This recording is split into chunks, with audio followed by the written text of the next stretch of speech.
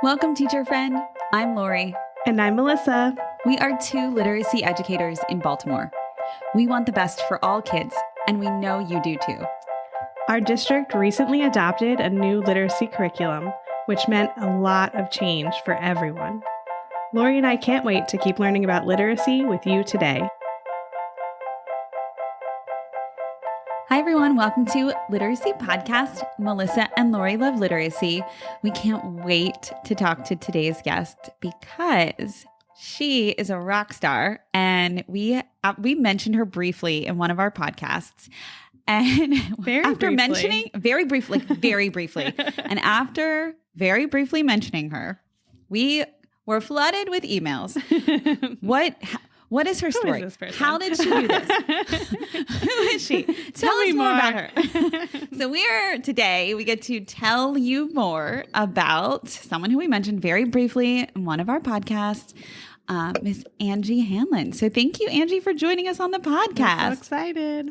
Oh my gosh, thank you both so much, Melissa and Lori. I'm so excited to be with you and to get to talk to you. I've listened to the podcast, so now I can't believe I'm actually getting to talk to you and be on a podcast. So yeah, it's kind of the highlight of my week so far. So thank you.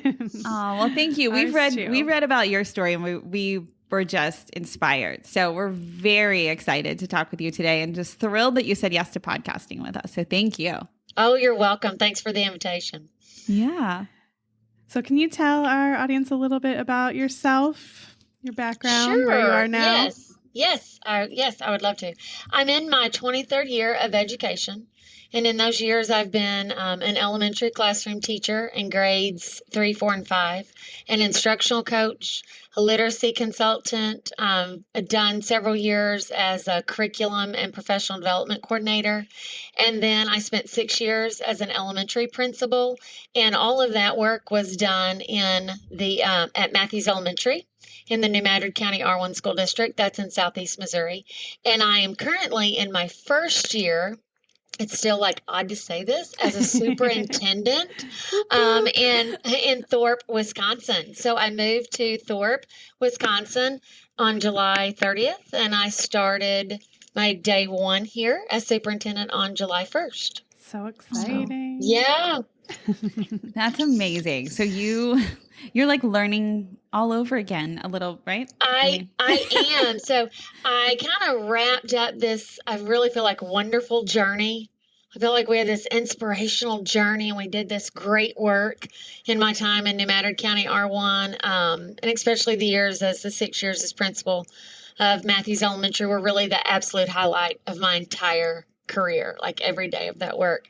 And now I've honestly started over on a brand new journey, and this one is equally exciting, for very different reasons, and the chance to be a superintendent and to make, to have an impact on an entire district and a community, and it's just been very, very exciting. It's still a new journey, but it's very, very exciting. That's what I was going to say. You're right at the beginning of the journey, though. I am, yeah. But it's so exciting for the possibilities. We had a data meeting yesterday, our weekly, we call it dot card meeting. So we look at our weekly progress monitoring data and, to hear about the student growth. And so it's all exciting. I know it's like a brand new journey. They've kind of been on the journey, and now I've joined them, and we're doing this journey together. But yeah, it's just very, very exciting. It's kind of exciting, though, to go back and do it again. I wondered what that would feel like, as I knew that I was leaving Missouri, what's this going to feel like? But it's been exciting. You really get to think about affecting change in a whole district, right? Versus a school. So that's already huge. Yeah, that's huge. So, I never wanted to leave the classroom. And so then I was pulled out of the classroom to be an instructional coach. And each time, each level that I've gone to, I've just always thought about who are the students that I'm working with at the time, and then how many students do I have the possibility with this team to reach. And so, you have between 25 and 30 in a classroom, and then you go to a building principal, and then you have a building And then the exciting thing about superintendent is it's the whole district, Mm-hmm. and it's all the students and all the teachers and all the parents, and then also the community. How can you engage that community, and can I possibly have a difference on an entire community? So I'm humbled by the chance that I even get that opportunity. So just, hoping and dreaming of great things here. Absolutely. Well, we can't wait to read about this journey and this story that you're about to, you're in the midst of impacting change with this new venture in your life. But we're hoping that you might be able to share your incredible story of change that, from Missouri, before we get any further, because there is a reason why you are superintendent right now. And I believe that part of it is not just who you are, but what you did. So would you mind sharing a little bit about that? Sure. So I started as I was a classroom teacher in New Madrid County, was pulled out to become the instructional coach. And the reason why I talk about that is there's one key aspect that was very, very important. We started giving professional development on research-based instructional practices, and we had what I call pockets of success. There were 5 buildings, and we had some great things going on. But the struggle we were having is to find just an entire building where it was with 100% fidelity in the entire building. So the building where I had taught at for, I think like 13 years, came available for me to be the principal, and I accepted that. And I thought, the chance to go be building principal. And I had some consultants that really have been my mentors for many, many years. And those ladies were Dr. Vicki Gibson, Dr. Jan Hasbrook, and then Patty Montgomery. And I was talking to them at Plain Talk. And I'm like, there's this opportunity. And they're like, yeah, you absolutely need to do that.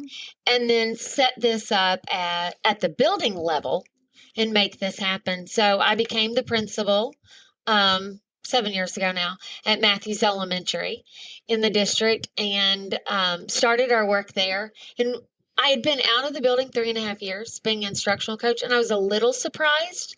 It wasn't quite the same when I went back. So when I started, there was low morale. There was very high rate of absenteeism. There was an extremely high rate of discipline referrals and incredibly low scores. And I think all of that combined then had led to very low morale.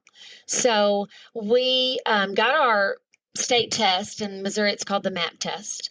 And so our spring scores came out, and we got those very late in the summer. And I immediately kind of put us on a self-imposed school improvement plan of like, oh my gosh, we've got to do something. But then a couple of months in, we were identified as the state of being like a school turnaround school. And at the time in Missouri, it was called a focus school. And so that is really the catalyst that kind of sparked the whole change. And so we got our information, and I'm actually, I always kind of say I was actually a bit excited. That sounds so odd. I was a bit excited when I got the call from the state that, you're a focus school. A lot of people said, weren't you discouraged? I'm like, no, I was actually encouraged, because it's like someone has noticed that we've got improvements to make. And now this is I've looked at this as an opportunity to really create a sense of urgency and to go forward. So at that time, when we were identified, we were coming off of a building average for grades 3, 4, and 5 on the state assessment, ELA of a 13%. Okay, so, and then our math percentage was a 5%. So 13% of 3rd, 4th, and 5th graders were proficient in ELA, and 5% were in mathematics.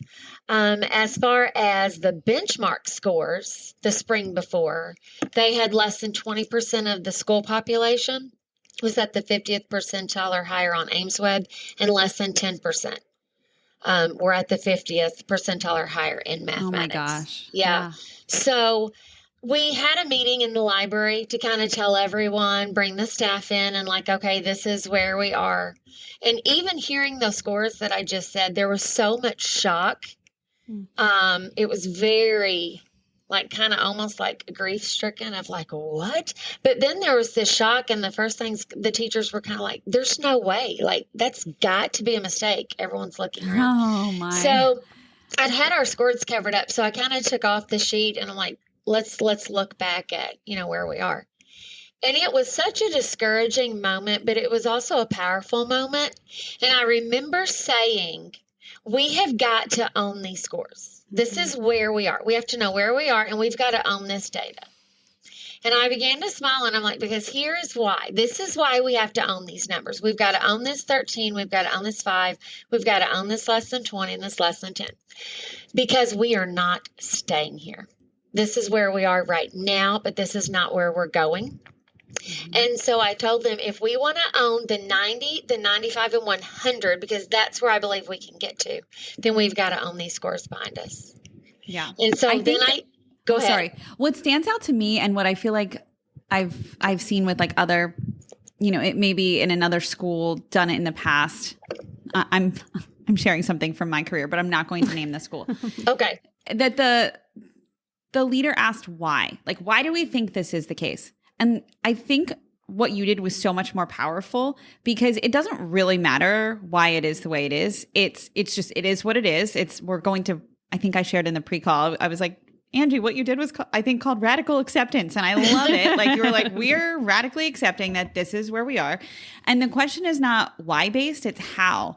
How can we get to 100%? How can we service our students better? And you didn't even like pose that. You were just like, we're moving. And then, we're going to work together to figure out how. But like, here's some first steps and here's how we're going to approach this. But I love your thought of let's just radically accept where we are, because that probably was the hardest moment for everyone. Like, I imagine that just being incredibly difficult. Absolutely. I remember getting so choked up because I had taught with those teachers. I mean, this was the staff that I had been with, and they were phenomenal teachers. I mean, and it was a great school, and I could see on their faces, I mean, as they were turning around looking at each other, and I said, take a minute and like turn and talk. And so as they were like, we've worked so hard. And that's the thing that I'm like, let's just admit that this is a great school. This is a great staff. But we've got to do things differently, so we're going to start this and we're going to accept this, and we just need to accept this and where we are. And it took me back to John Hattie's, like, people tease me that you can't have a conversation with me without me saying John Hattie. It's true. We've talked to you twice now, and you've mentioned, I'm just kidding. And I have 2 copies, and I have one that always stays on my bookshelf and one stays on my desk. So I just picked up the one off my desk. But in his assessment capable learners, you have to know, where am I? Where am I going? And how close am I to that goal?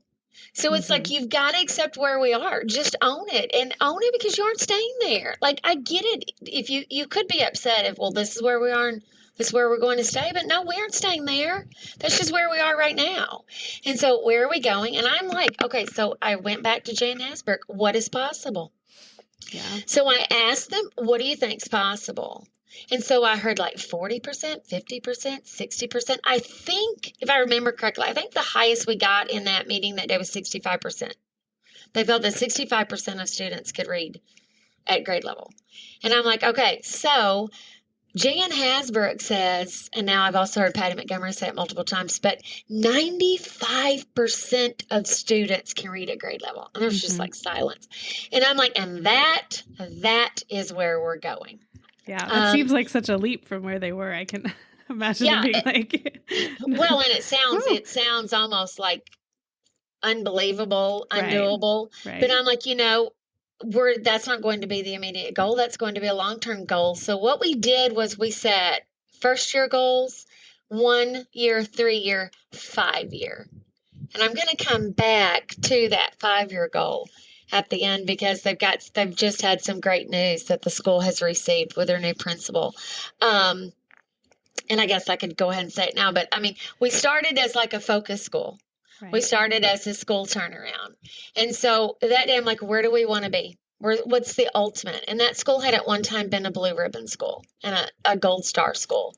A gold star school in Missouri. That means one of the top performing schools. And they're like, we want those banners back. Mm-hmm. And going to try not to get choked up. But that school just found out they've just achieved, based upon their spring scores last year, that team, we said that day in the library, and it's come true. They've just been identified as a Gold Star school. Oh, so, yay! And yes. how long? Like, when did you sit in the library and have this conversation? When was that? That was 6 years ago. And so that's kind of like your year one, your identification year. So your first year starts the next year, like when they really start looking at those scores. And we set the goal of we want to do this in 3 to 5 years. We had huge growth over 3 years. But then on that 5th year they're going to be a Gold Star school. That's amazing. And it is. It's amazing. I just want to like impart some of the data that you shared in our pre-call, and please take over after I, start you off. Okay. But sure, 0% in grade 4 on state tests. There was not one child proficient, not even close on both reading and math. Yeah, right. Yeah, and so they went ahead, and so their scores last spring, it was my last year with them as principal. And I want to throw out, this has been all through the COVID era and all this pandemic. Thank you for saying that. Yeah. Yeah, because we none knew what we were getting into, and it's been a serious challenge. Mm-hmm. I think that's probably the masterpiece of an understatement by saying it's been a serious challenge.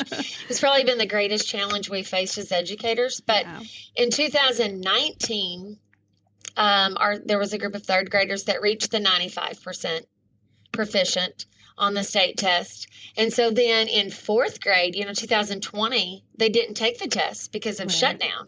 So we roll into the 2021 school year, and we were on a blended school year last year. So that meant that there was like a group A and group B. There was a group that came Monday, Wednesday. There was a group that came Monday, Thursday, and a group that came Tuesday, Friday.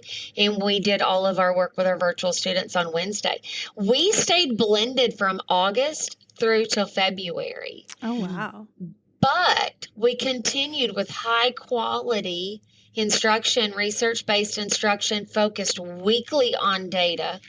And so that group that was 95% proficient, yes, we had done it. They went to 5th grade and didn't test in 4th and 5th grade, and they hit 100%. Oh my gosh, stop. 100% of them. And not just that, 100% of them were proficient or advanced. 80% of those students were advanced. Wow.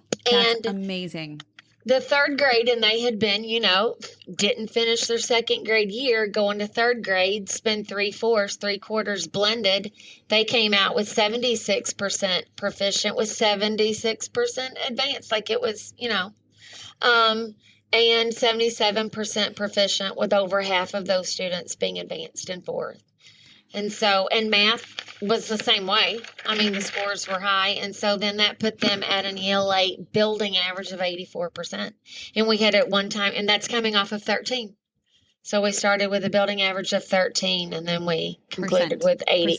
Percent that then went to 84%. So that was the even next question. COVID. Yeah. Right. The question that everyone wants to know is, how did you do that? How did you get there? Yeah, Because amidst all of these reasons for failure, right? Yeah. This was a school that posed lots of challenges. Absolutely, yeah. We had always been upper 80s into 90% free reduced lunch, with the majority of that percent being free lunch. A lot of split homes, broken homes, a lot of students that were either an open DFS case or in foster care. I say often that we really had every excuse that you could make for a reason why students couldn't perform. They would come to kindergarten either not being in preschool or not being really ready for school. Like I said, a lot of discipline concerns, lots of absenteeism, high rate of absenteeism. But we just didn't use anything as an excuse. And one of the things that we had to do right off the bat was change our mindset. And it was all means all. That really was the first thing there are mindset questions in the book, Visible Learning for Teachers. And we did that activity the summer before we started with my first year, brought the teachers in, and really looked at what is the mindset of the school? Where are we? What do we believe about ourselves? What do we believe about our school? And it was really changing that mindset that all can learn. They might not all learn in the same way. They might not all reach proficiency or mastery on the same day, but all can learn. That was the first thing. The other, one of our next steps was we've got to base all of this on data. So to do that, and sometimes this sounds odd, I think, when I say it, but right off the bat, we took the focus off of teaching and put it on learning. I'll give you a second because that yeah, often I was say sounds that again. Yeah. Isn't it the same thing? No, I know it's not. It's actually not. So we took the focus off of teaching and placed it on learning. And by that, my reasoning for that was this. Even if you've just been a substitute teacher or like you're doing your student teaching, you can have a beautiful lesson plan. And just because you taught it, and maybe even just because you taught it well, does not mean that the students learned it. Mm-hmm. So I'm like, let's not say, but I covered it but I taught that. I know. Yeah, you probably did teach it and you did cover it. Did they learn it? That's what we're going to look at. And the only way we're going to know is by a relentless, vigorous look at that data. But Patty Montgomery calls that a laser-like focus. Patty Montgomery of Schools Cubed calls it a laser-like focus on data.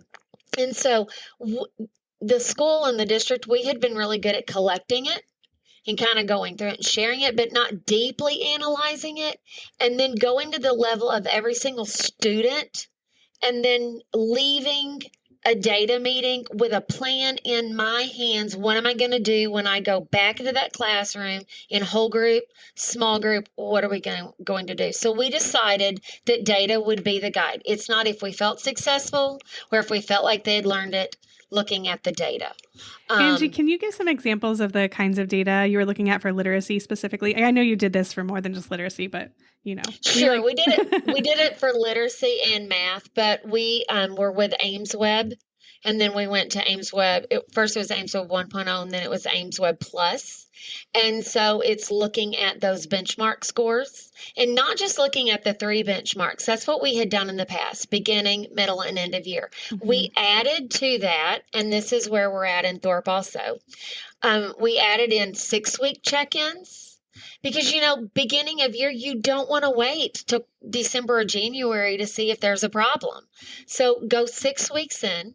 That's 2 data cycles. So 3 weeks of progress monitoring and another 3-week, a 6-week check-in. And who's making progress, who is not, and what are we going to do about it?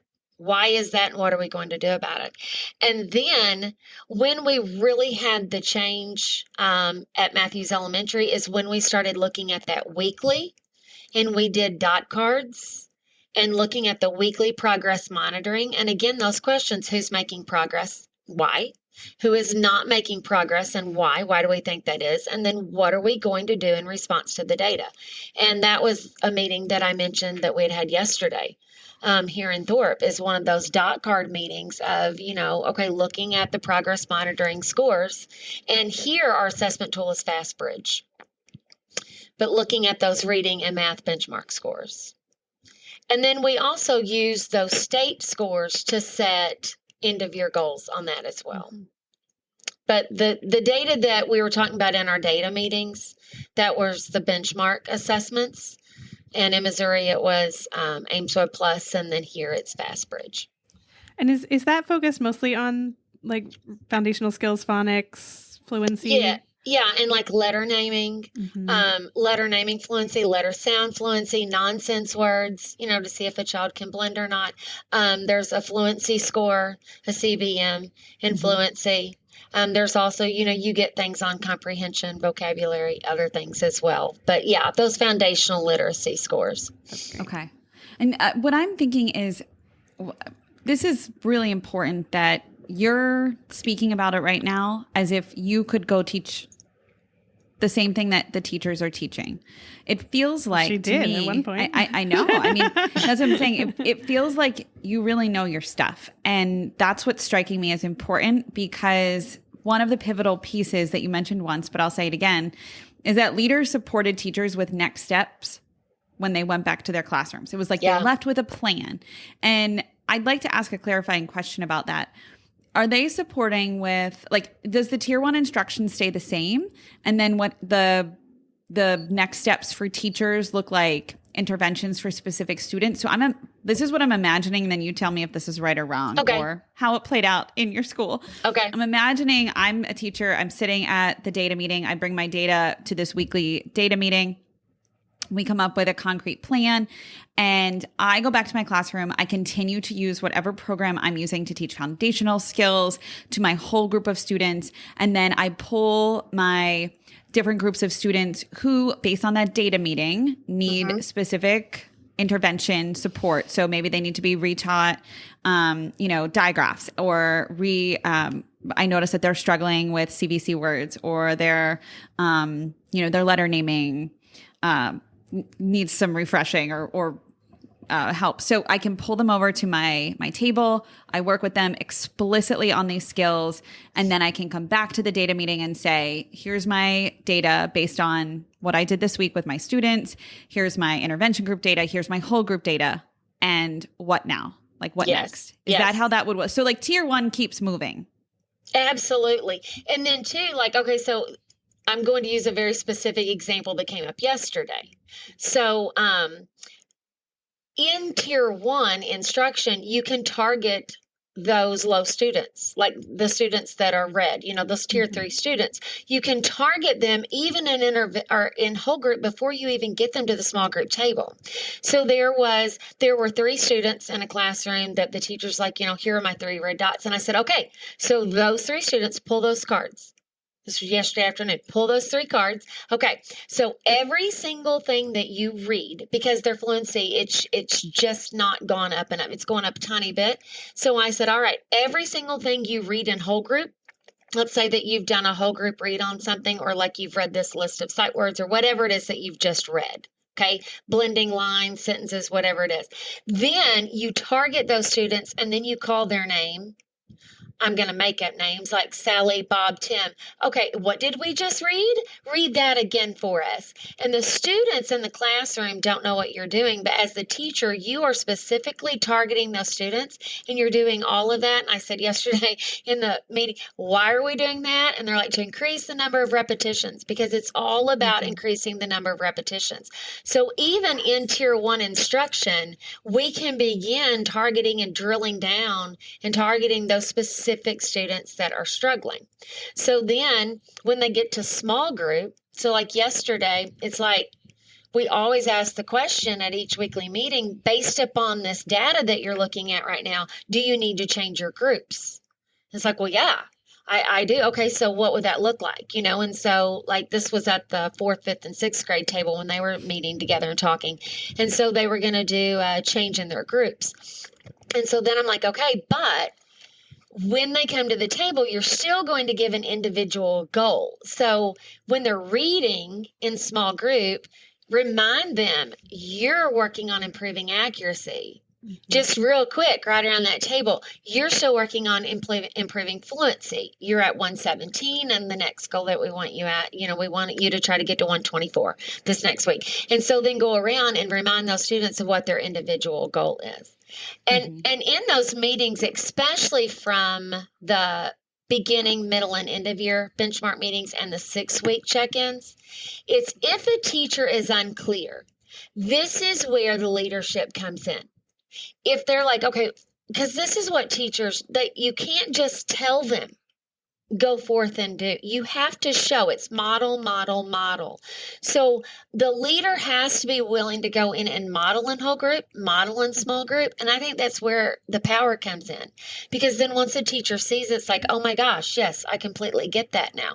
But if a teacher's unsure, you have to show them, what does that look like in the classroom? What does that sound like? What is different about that?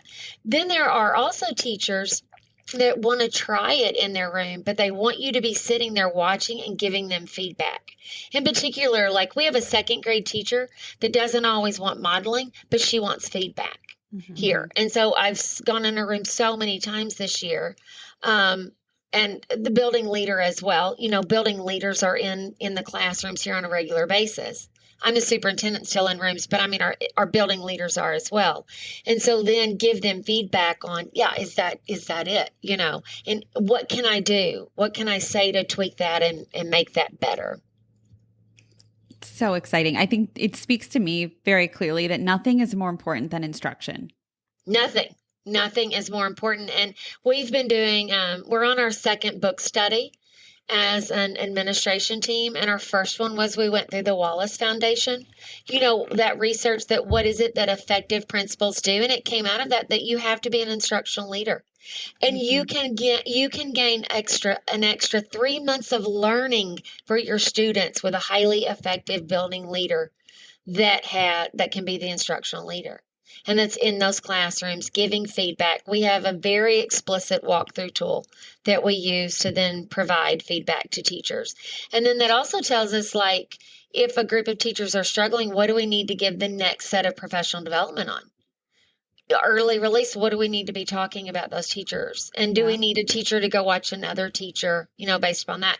And the book study we're on right now is Coherence by Michael Fullen and Joanne Quinn. And again, it's still talking about that book's about the right drivers in education. And the thing that holds it all together and the coherence is its leadership. It comes down to the building leader. So if there's a building or a district leader listening, I just feel like I always have to say it rises and falls on us. And we have to own that. And we have to be present in everything. Like a data meeting can't take place without us being there. And I know we have important things. I know there are fires to put out. I mean, again, we've gone through a pandemic. There's always something.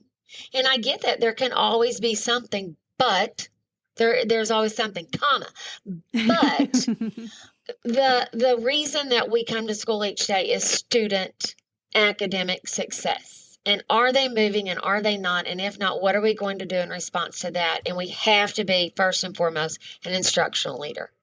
And it rises and falls on us. And those teachers get there. They make that impact on their students by our leadership, or they don't do it by our leadership. Yeah. Angie, I wanted to back up to, because you taught me something as a leader the last time we met about the repetitions. You mentioned it when you were talking Melissa, about we're thinking the same thing. I know we were. I have it highlighted in yellow in our notes. And I just think like that's something that you brought to us in our meeting. And I was like, oh, wow, like that sparked something for me. If I was in the classroom, that would have changed the way I was teaching because of something you taught me. So can you just tell about the importance of the repetitions, and I forget the exact numbers. You can tell us. We've talked already about that everyone can learn. All students can learn. But we do know from research that different learners they need different number of repetitions to learn. So it's on my dry erase board. I'm looking at it right now in my office, because when we have our meeting in here, with teachers and admin, I'm like, look, it's right back there. So a gifted learner needs 1 to 4 repetitions. A typical learner needs 4 to 14 repetitions. A struggling learner, so here we go, it's 14 to 40. And then a disabled learner, or someone that's really struggling, or a learning disability, a child with dyslexia, something like that, 40 to 200 repetitions. So first of all, just kind of getting that, we often say, like, if something worked, like, how did that work? Like yesterday, in the meeting yesterday, oh my gosh, the student had great growth. What it is, and like, I increased the number of repetitions. Right. I counted the number of repetitions they were going to have with that in whole group and how many they were going to have in small group. And I learned that as a building leader from Patty Montgomery when Schools Cubed came in and started working with me and giving. She really works with leaders and helping them know what to do and how to be an instructional leader and about school growth and everything. And so that stayed on the wall in our data room. And so it's something that here in Thorpe we refer to a lot too. And it goes as specific as actually sometimes tally marking and thinking, looking in that manual, how many repetitions will they get in whole group? And then when I have them at small group, how many repetitions can I get there? whole group wrap up, how many can I get? And then if a child's being pulled out for intervention, how many repetitions can we get there? Mm-hmm. If it's a student with an IEP, okay, then we're coordinating with a special education teacher. How many repetitions can you get in your room? And it's constantly focusing on the number of repetitions we're bringing to those students in a day, a lesson, class period, and a week. And that comes from Marianne Wolf and her research. She's written a lot of great books in literacy. Dr. Marianne Wolf. So that's from her research. That's great. And I said it would have changed the way I would look at the way I taught, especially like these skills, right? These foundational skills that you want to make sure they get them before they move on. I would normally think like, but I taught it 5 times. I taught it 7 times. I taught it 20 times, and you would think like, I don't know what else to do. And just thinking that like, oh, well, they just haven't gotten the number of repetitions they need. Right. Yet. Like totally changed the way I would teach. Yeah. And often it just comes down to that they haven't had enough repetitions. And, it's sometimes sitting and planning with teachers. And I remember the first grade teachers at Matthews Elementary, and we had out our manuals. I'm like, okay, so let's count how many. Miss Nelson, going to give a shout out to Miss Nelson. She's fabulous. And I was like, okay, so how many repetitions are in the whole group lesson, and counting. Okay, so how many groups are in a small group lesson? And like, are we at 40? Like, no. Okay, so what are we going to do? Where are we going to plug in and get those repetitions at? And it's that specific of planning. So I always say that the how of so much of this, or the what of so much of this work, is the science of reading. Foundational literacy skills that the teachers have to know. They can't do this work if they don't have, and if we don't deepen their knowledge base and deepen their foundational learning. And they've got to know the science of reading. That's really the what they need to know, and that's how we build their foundation. But they also have to know how to provide that. You can't stop with just the science of reading. You've got to know how. And for our how, my how that I've always used either as instructional coach, principal, or superintendent is the work of Dr. Anita Archer, Explicit Instruction. That and the research-based instructional practices of John Hattie. That's the how. That's how you're going to deliver that. And then what's that going to look like and sound like in the classroom. Can you tell a little bit more about that, Angie? Like, what does that, for people that don't know the researchers? Sure. So, Dr. Anita Archer, can I back up just for 1 second? I always feel like I'm never sitting around quoting like Angie Hanlin. Like, this is never like an Angela Hanlin thing. So I'm always like pretty quick to point out like, hey, I didn't wake up knowing this. And when I was in the classroom, I did not know this. I am truly the product of high quality professional development. That journey began with Dr. Vicki Gibson, who taught me about, she's who I first heard about Anita Archer from, Explicit Instruction, the Science of Reading, and then Jan Hasbrook from Gibson Hasbrook. That's really where my mentoring began. But Dr. Anita Archer has the I do, we do, you do. We often now, if you've ever heard her present, it's often now too, you've got I do, we do, and lots of I do, model, we do. And a lot of times now it's kind of like, you guys do it. I like y'all, Southeast America, y'all do it together, and then you do it independently. But a lot of people think the explicit instruction is just the delivery of the lesson. And it's actually twofold. It's the design of the lesson. And that's where the design part of the explicit instruction is, how many repetitions am I going to get? How many examples am I going to do of that? Am I going to do 4 or am I going to do 12? Because it's very different. And you've got to, the more time that as teachers we spend on the design of that lesson, the easier the delivery is. So I'll say that again. I just think it's critically important. The more time as teachers we spend on designing that lesson, the better the delivery rolls out, the better we can deliver it. So there's explicit planning, and there's also then explicit delivery. And as far as like research-based instructional practices, John Hattie has his list I always say, if you ever want to know how much I used it, like look at all the tab. Like this is tabbed and written in. We see it. It's amazing. Yeah. So there's the list of all the instructional practices ranked by effect size. And so we knew at Matthews Elementary, we were going to have at least 2 years growth to get these students 2 years or more. So I literally took the book and found the 0.65. And like, there we go. Because 0.4, that's 1 year typical growth by a typical student and typical classroom, average year's growth. We have to go beyond that. So it was all of those instructional practices above that. And the big focus was assessment capable learners, setting goals, giving high quality feedback. Space versus mass, that's a big one. This is back where you put it, take the focus off of teaching, place it on learning.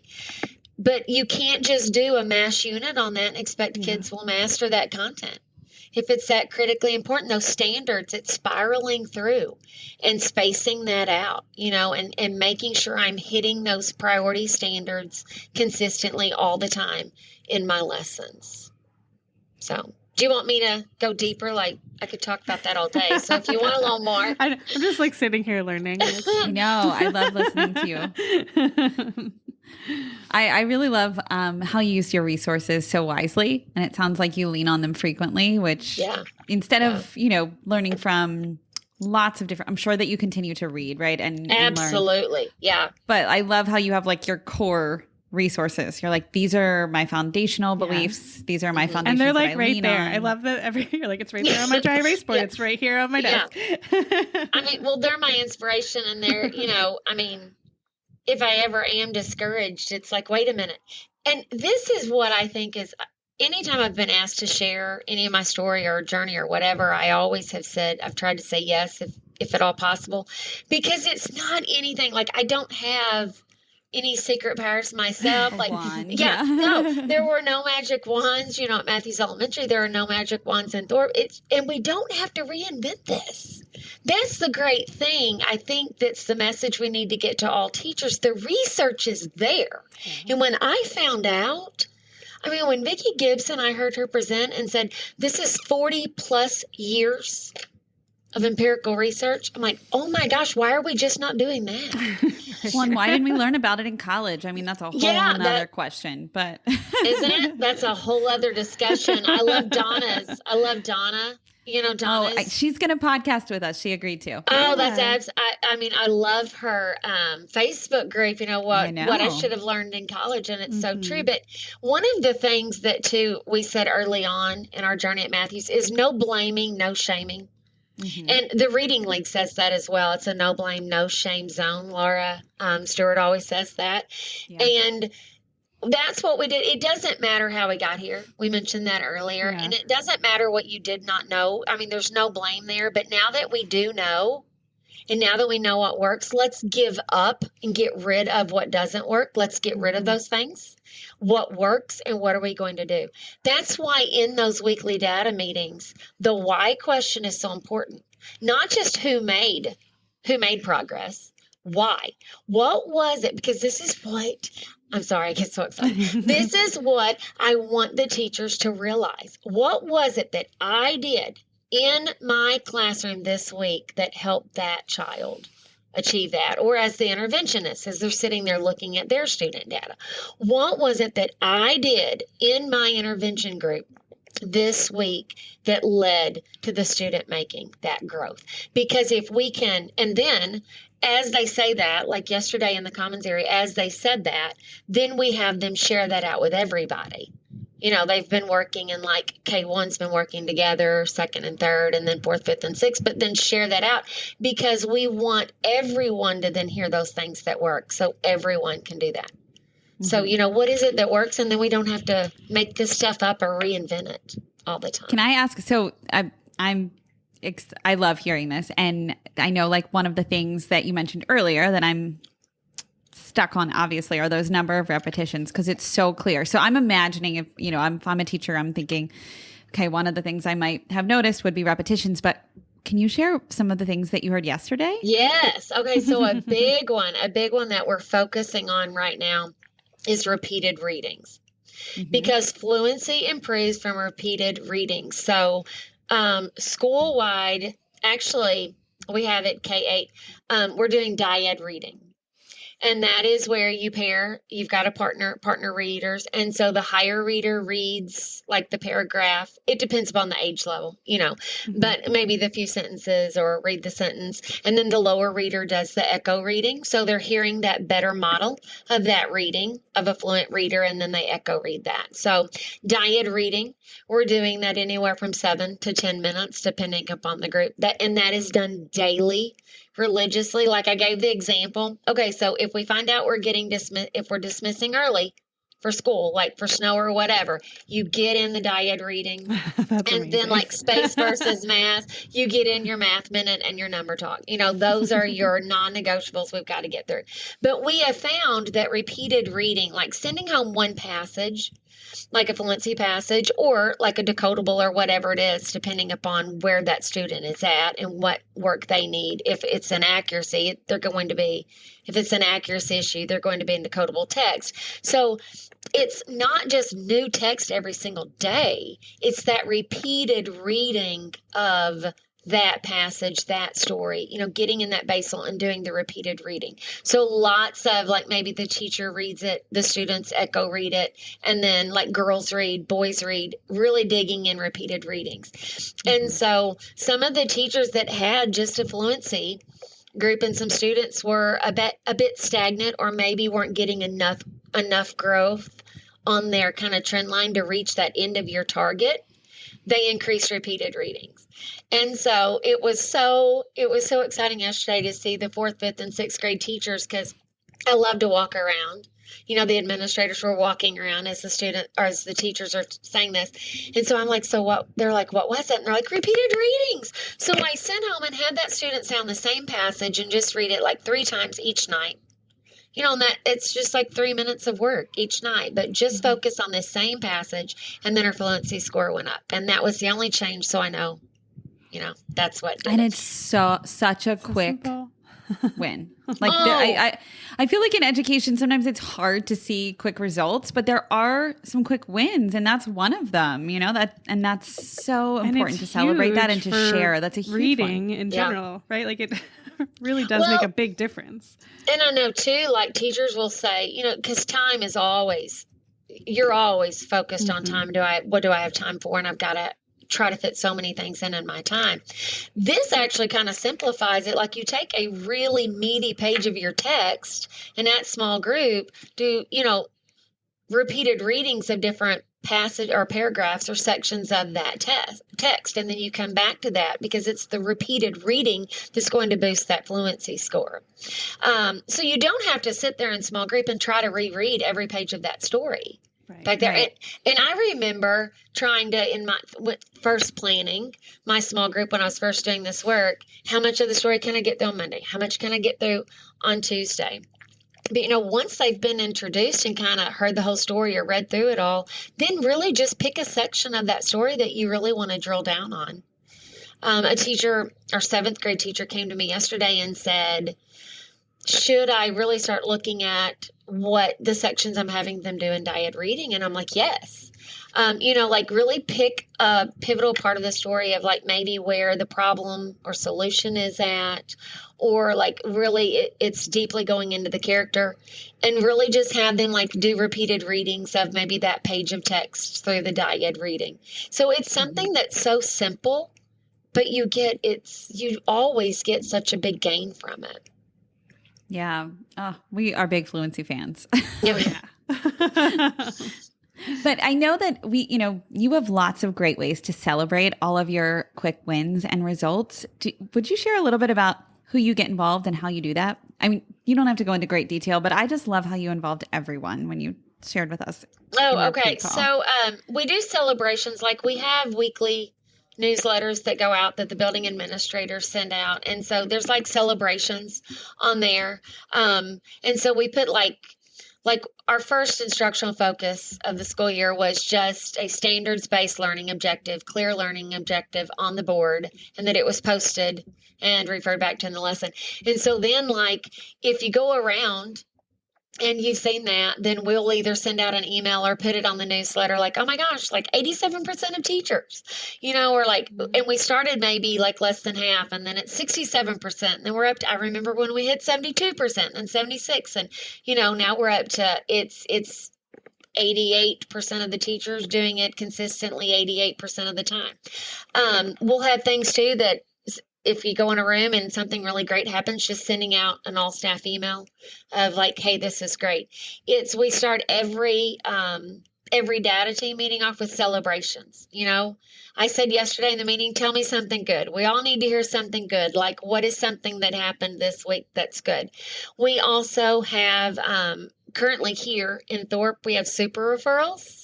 If a student does something that's really, really great, if they've met a goal or, this big accomplishment, then they fill out a super referral, and then they come to the superintendent, for their super referral. We do super shout outs for different things. The students when I was principal in Matthews Elementary, anytime a child met a goal, they got to come to the office and ring a bell. And then, sometimes I'd get on a loudspeaker and kind of, oh my gosh, like everyone listen to this. It great reminds me of achievement. what they do at my husband's office. They ring a gong when they get certain, they get something like an important contract or something. I'm not saying it right, but like a very good deal. And Yes. they ring a gong. And I remember thinking, oh, that's something that I feel like should be done in an elementary school, but I love that they're doing that at your corporate work and everybody like cheers and celebrates. And I'm like, this is so cool. And what a great way. I mean, your bell ringing is reminding me of that. So when I was building principal, they'd come ring the bell, and I just loved it. I never got tired of it. And I'd have like yellow, our colors were green and yellow for New Mexico County. And so I had my little green and yellow pom-poms and would wave, and secretary, and the teachers, and we would all clap and celebrate. And then the kids would get to ring the bell. Here, right now, the theme is our students are believable. And so if they meet a goal, then they get a certificate that week and a gumball. And so then there's a great big huge massive board. It kind of takes out like a whole section of the wall in our hallway, and it's just covered with gumballs with the students' names on there. There's a gumball machine. It's as cute as it can be, but it's constantly celebrating student success. And success, we've all heard it, but success begets success. And when you start focusing on that, and when you turn those students in charge of, this is my goal, this is where I am, again, assessment capable learners, this is where I am, this is my goal, and how am I going to know if I reach that goal?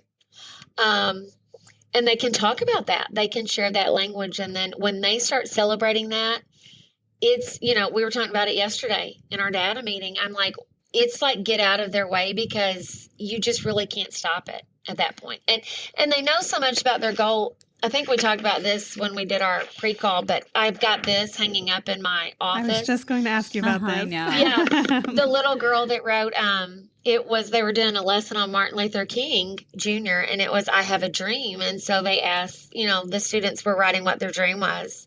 And a little girl wrote, I have a dream that I can read 116 words per minute. That was her next goal. So I can be a better fluent reader.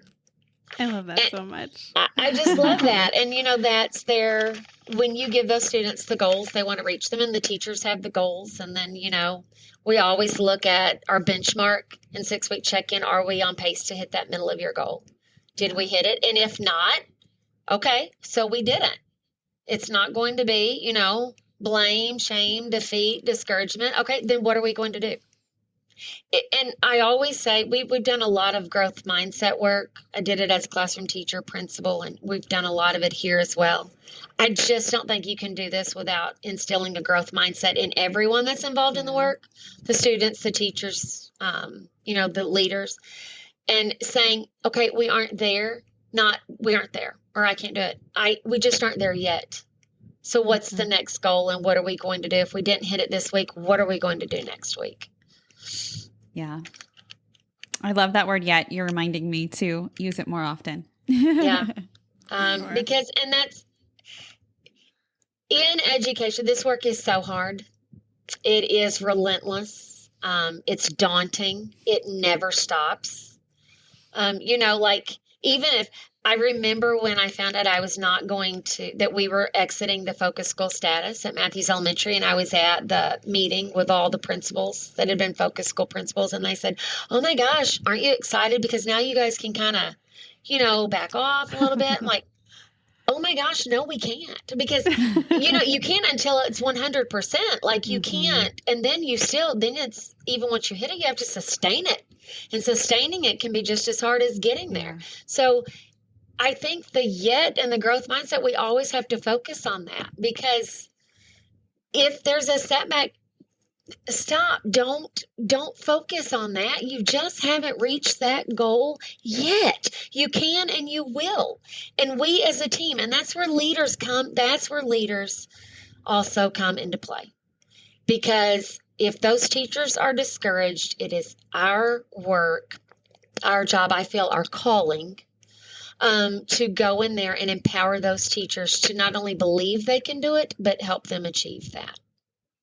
And to make sure and ensure that they get that done, whatever it looks like. And it looks like different things.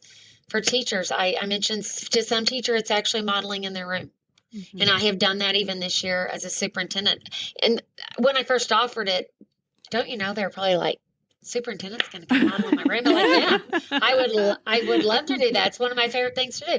And our principals have gone in those rooms, and it's so powerful, but it's doing whatever it takes. If it is sitting down and planning a lesson, if it's helping them work on what should the next goals be, this is where they are the goals too high? Like, do I need to raise them? Are they too low? Like all those discussions, but it's empowering not only the students, but it's empowering our teachers. And I say to our leaders here that if we aren't doing that, and I believe this so strongly, if we are not empowering our teachers to be the change agents in that classroom, then we're failing them. And I know that sounds bold, and I don't mean it to sound harsh. I really don't. But I believe it's what we have to pick up as a building leader, and we have to own that. That's our responsibility, and I feel that we should be held accountable for that, because this happens on our watch or it doesn't happen on our watch. And it's intentional either way. It's purposeful and it's intentional. It happens because it was on purpose and intentional by our actions, or it doesn't happen because we failed to do something. We failed to empower a teacher in the way that they needed to be empowered. Yeah, so much. I want like a part 2. So much goes into that empowerment, Mm-hmm. So and it's so necessary. It is so necessary.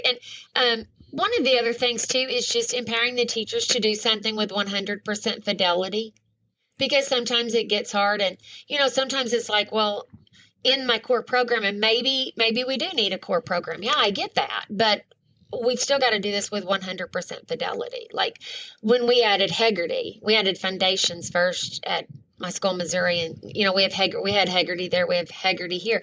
Doing it with 100% fidelity, not like, I'm going to do it 3 times a week, but no, empowering them to do and know that, and holding everyone accountable. Like, no, we've got to do this with 100% fidelity. Mm-hmm.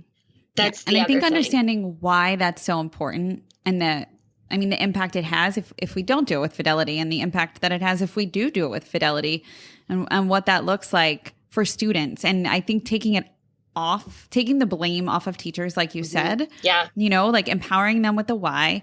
And here's the case for students if we do it this way, and here's the case for students if we don't do it this way. Yeah. And, we're all working toward this goal. So we want to do it in the way that's going to help students reach this goal. And it's, instead of a blame mindset, it's an empowerment mindset.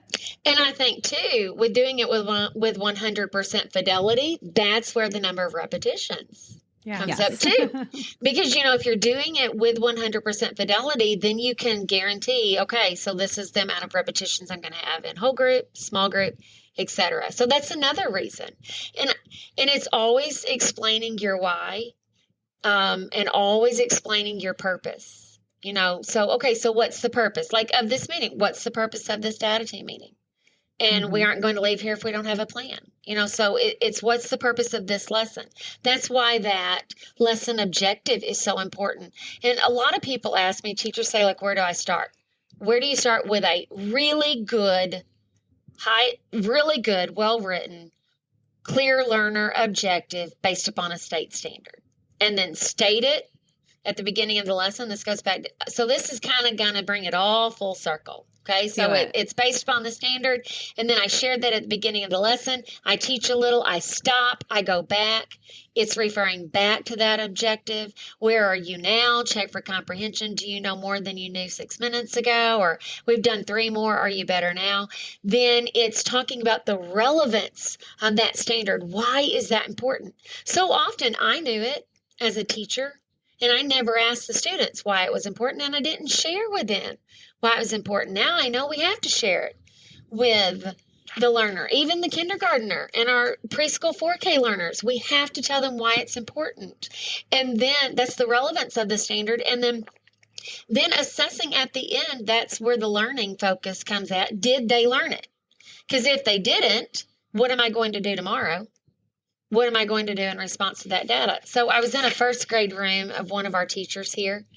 And so our teachers in Thorpe have gotten so good at asking students, why is this important? Why do we need to know this? Now, this is a first grade classroom, okay?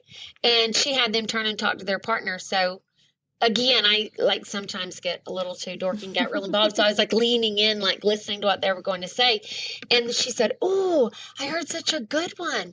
And so the little boy shares out his class, their standard they were working on. I can understand spoken words, syllables, and sounds. So they were segmenting words and sounds, a lot of their phonemic awareness, phonological awareness. That was the part of the lesson they were on. And she had said the goal and why is this important? Turn and talk to your neighbor. And a little boy had said, first grade, because research shows that little kids that can play with sounds become really good readers when they get bigger. Goodness. Oh my God. So, it's very and he's important. Right. He is right. And I mean, there are teachers that at times didn't know that. I remember not knowing the importance of segmenting phonemes and what that meant. And then once you start hearing those things, then we can't be the person that only has the knowledge, so we've got to share it. And so one of the important things about this work too is using the academic language with everybody and not watering it down, but using, you'll go into our kindergarten rooms okay, so now we'll be working on phonemic awareness. Now we'll be working on phonological awareness. It's actually using that with those students, using accuracy, decoding, fluency. And, our students, you can say, what are the aspects of fluency? Accuracy, rate, expression. And it's actually teaching them. The clearer we are, the more transparent we are, the more we make that purposeful and relevant to the students, then we're going to empower the students as well. Make it make Angie, sense for I know them. we are at time, but Oh, I'm so sorry. no, I just wanted to ask you another question, and I didn't want to take too much of your time. But okay, no, sure, go ahead. okay, so I know that the students can use this language. I'm imagining this being a bridge home as well. Mm-hmm. Do you have any stories or anything that really connected the dots between the students feeling this empowerment and knowing their goals and using the academic language that really shows that they understand what they're learning and the goals that they're working toward? And then any kind of stories from home where parents or caregivers may have thought, wow, I understand now what my child is doing at school. Because sometimes as a parent, you're like, what's going on for those 8 hours a day? Well, first, let me say it's so important to share the work with families and parents and also the community.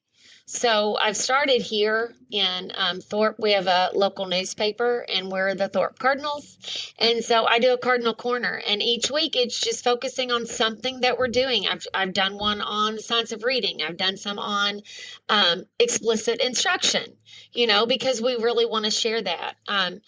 We also, in our conferences, we share those things with students or with our parents and families. And when I was a principal, I have a really cute story though, but when I was a principal, we would do our family literacy nights, and so it was because you want to bring the parents along on the journey. I also want to throw out, you also want to bring your school board along on the journey, because they have to be as knowledgeable about this as everyone else. It helps them really understand the work we're doing. But a parent called me one day when I was principal at Matthews Elementary, and she said, "What is this deal with doing stuff with 100% accuracy?" And she called with another question. She's like, "Hey, Miss Hanlin, before I let you off phone," so I said, "Well, we really want everyone to do everything with 100% accuracy because that means you've got it mastered." And she said that her son was setting the table.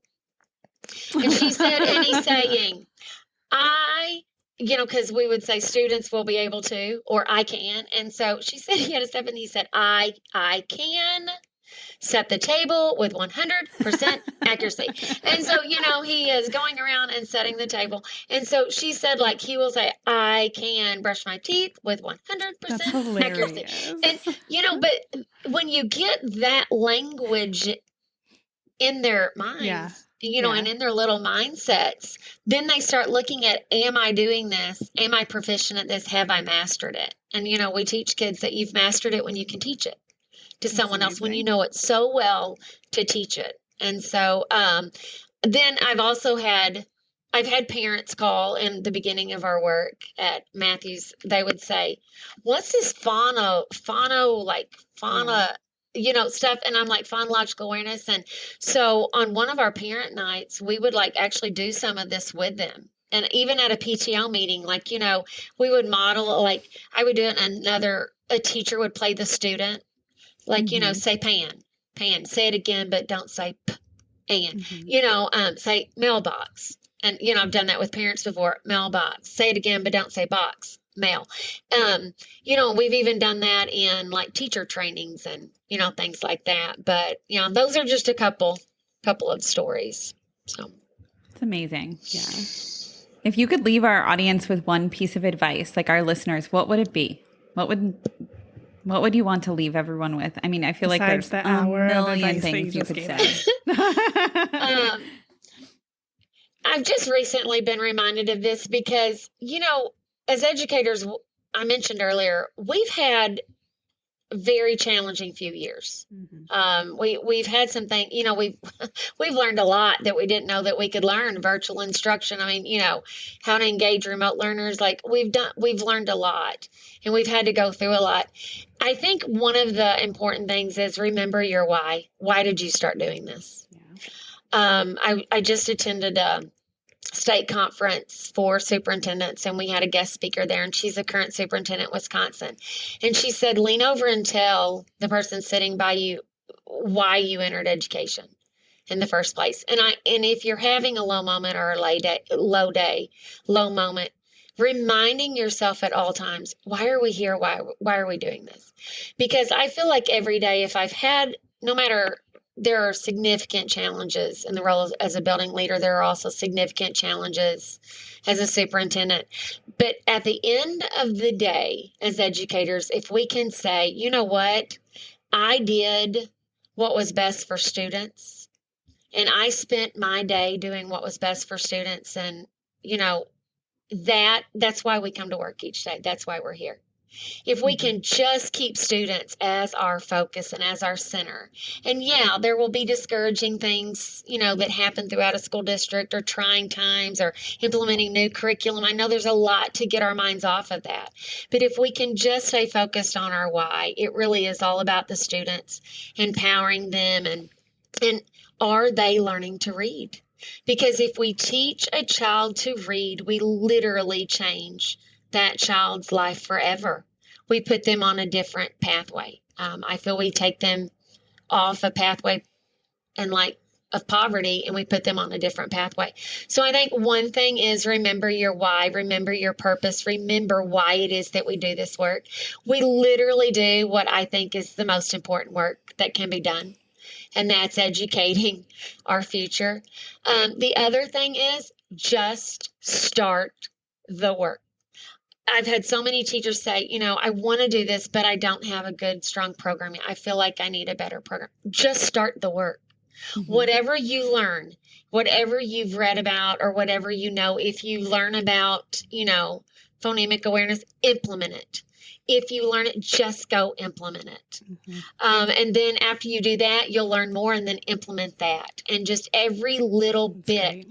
Because I've left professional development sessions and thought, oh, that was great, with no expectation of implementing it. And then over time, it's like, yeah, that was a really great presentation. I enjoyed it. That was a good hour and a half. That was a good day. But whatever you learn, the next piece, whether you hear it from a coworker, a blog, an article, this podcast from you guys and the great work that you do. I mean, wherever it is, just when you hear something, do it. Try it. It doesn't have to be perfect. Just go in there and try it. Yeah. That Melissa and I have that as our podcast philosophy because that's how we started podcasting. That's how, I mean, every single thing that we've done to build a little community, that's how we've done it is, I mean, even as recently as like, hey, let's do Facebook Lives on Fridays. We were like, okay. And then we realized, oh, okay, it's kind of just a recap of each episode. We don't want to do that, but we started the thing. So now how can we, like 2 weeks in, we did it twice. How can we make it so that it is what we think we need? And let's try this. And we're going to keep doing this thing, but let's try and tweak until it really does fit what we think is best for this situation. And it's true. Sometimes it holds you up just thinking about the thing. But if you just try it, once you have enough knowledge, go for it. I remember differentiated instruction was very overwhelming when you hear that, and so I did it incorrectly in the beginning. And that's okay because I focused on the different part. And so at each small group station, each group had something different. And then I learned it's not differentiated assignments. It's differentiated instruction. The instruction's different. But I at least had started it. I was doing it like small groups. I could have waited till it had been a district-wide or building-wide implementation. It wasn't. I had heard Vicki Gibson talk about it. I'm like, I'm going back to my room and I'm doing this right now. And just taking those few little nuggets and then holding on to those when that's success. And then the next piece you learn, just going right back in and doing it. And the thing that we'll learn is we won't do it correctly the first time. But we can't be too hard on ourselves. That's okay. Again, it's the yet. We don't have it mastered yet, but we're doing it. We're trying it. And our students will benefit by us taking those risks and by doing that. Just jumping in and doing it. Yeah. And being those good models for fearlessness.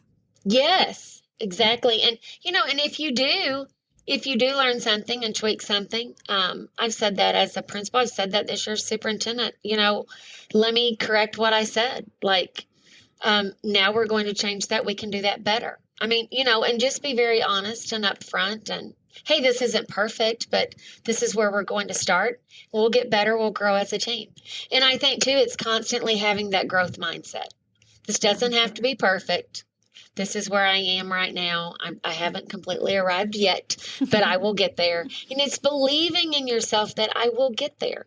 And I think too, finding your community, because I don't want people to hear like, well, maybe if their building principal isn't a strong instructional leader, maybe they haven't heard that, then find a coworker who's like-minded, or find a different teacher, even if they're in a different district, or find someone, like online, or find one of these groups, a Facebook group or something, because we need a social media. Maybe we need like a reading science app where everybody can be like, find your reading science match. Yeah. Yeah. Swipe right. Like swipe Tinder left. Yeah. That's a match. Reading science. Yeah. But, find your people and then find something to encourage you. But always just at the end of the day, think, what was it? Just find that moment. What was it that I did today for my students? Because I know there's a moment every day. For sure. Of teachers. Yeah. Angie, thank you so much for sharing your incredible story with us and all of your wisdom. We really, really, really appreciate it. You're welcome. I'm very humbled that you've asked. I'm always like, I'm always like, do I even, is there even anything interesting to say? Because I just always feel like I'm talking about, the work. But thank you for the invitation. Thank you for the work that you're doing. You're reaching so many and encouraging so many. So thank you for this opportunity today. Yeah. And we'll have to keep learning more about where you are, the stats at the end of the year, that data. So keep us posted. Yeah, we are on our journey, and I can't wait to see where we end up. So it's exciting. Well, thank you for all that you're doing. Those students are so lucky. Well, you're welcome. We have a great team here, great teachers doing great work every single day. So we're very blessed. Yeah. Thank you. Thanks for listening, literacy lovers. We release a new podcast episode every Friday and share more resources in a newsletter on Tuesday. Sign up for our newsletter at literacypodcast.com. Each week, you'll receive important information, resources, and connected content. We're excited to create a space for community discussion about our podcast. We want to connect with our listeners and support you in answering your questions. But we also realize there are a lot of other educators out there who have great advice and experience too. Let's keep learning together in our Melissa and Lori Love Literacy podcast Facebook group, and be sure to follow us on Instagram and Twitter. If the content in this episode helped you, share with a fellow educator and teacher friend. Our literacy lover community welcomes educators at every stage of their learning journey. We're so glad you're here to learn with us.